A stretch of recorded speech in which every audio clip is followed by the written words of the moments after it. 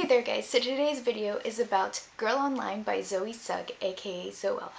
First, I'll begin with a review and then I'll go more into a discussion about the whole ghostwriting drama that went around the book.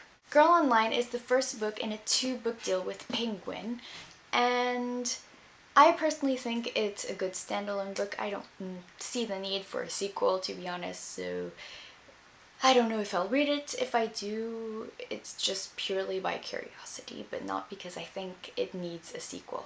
I feel the target audience for this book is more the middle grade readers, because it doesn't feel like it's developed enough to really fit into the YA category.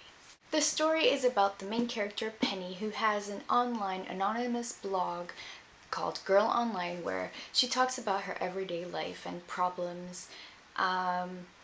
But things get really bad for her and she joins her parents who have a wedding planning business and she goes with them to New York, and her best friend Elliot comes as well.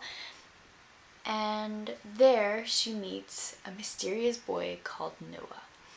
I don't think I can say much more about the story, to be honest. If you like watching Zoe's vlogs and you like her as a person, you will probably very much like the main character, Penny, because I feel like they're very similar in character.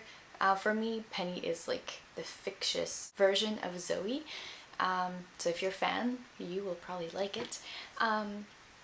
Now, I personally thought the story was very predictable, but that doesn't mean it was bad. It was just a very fun, light read, if you just want to read something to relax. As I said, I feel like the main character resembles Zoe a lot. I felt like a lot of Zoe's personality showed through in this book. And this brings me to the discussion part of this video because honestly, I don't know how much of this book Zoe wrote, if she wrote any of it at all. Or maybe just the outline of the story or what. And I don't think anyone could honestly answer this question except Zoe herself and the team behind this book. A lot of people seem to be condemning the fact that Zoe, who is an online personality, isn't really a writer, managed to get a two-book deal, although, well, she's not an author, that she didn't really work on the writing, or not as much as an author would. I admit I was one of those people but I didn't condemn, but I thought it was a real pity that some people worked so hard on their manuscripts, on their novels, and are dreaming just to get one of those published, and she managed to just get a two-book deal just by being a personality. The fact remains that Penguin knows that Zoella is a brand. It's no longer just a person. And the fact that Zoe has an audience, Penguin knows that, if Zoella is going to publish a really good novel or an okay novel, it will get sold because she has such a big audience. For them, it's almost a guarantee that, her books will sell, they will have a good income, and it worked. Now, the fact that Penguin is able to make so much profit out of her books will actually allow them to take more risks with new authors that, people that are unheard of. They will probably be allowed to take more manuscripts because they have income, they have more security. So in the long term, I think it's a good thing that Zoe gets a book deal for several books because it will benefit, upcoming authors in an indirect way. So I cannot condemn Penguin for doing that, not really. Now back to the whole ghostwriting thing. So it is true that Zoe's book was ghostwritten, at least partly. Penguin did confirm this, and I have to say that I was a little disappointed because Zoe had said that she was really looking forward to becoming an author, and I read her blog post and I was like, okay, well, it probably won't turn out too bad, she'll have to go through a few drafts and things, but, it could become good or entertaining anyways.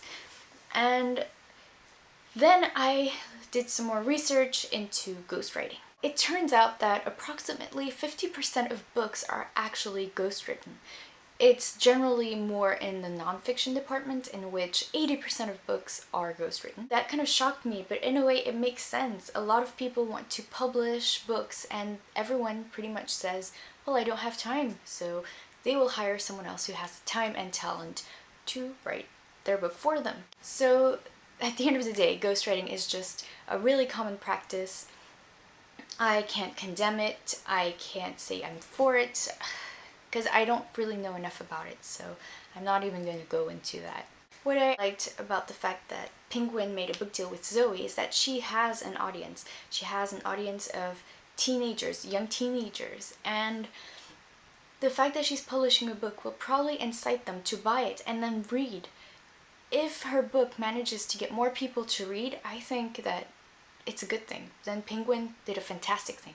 I don't care, well, it's not that I don't care what, but I pretty much don't care what got people into reading to begin with. If it just inspires people to discover the world of books, I just think it's fantastic. Then all I can say is, you did a fantastic job, Penguin.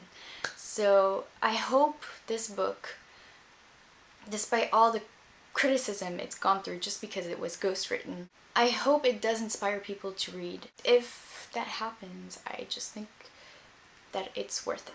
Alright, so I think this is all for this video. I have said a lot of things. It seemed very disorganized as I was talking, so hopefully it will make sense. And let me know what you thought of this video, this book, the whole ghostwriting thing. Just let me know what you think. I'm curious to see and learn, so let me know down here. Thank you for watching, and I look forward to seeing you in my next video. Bye!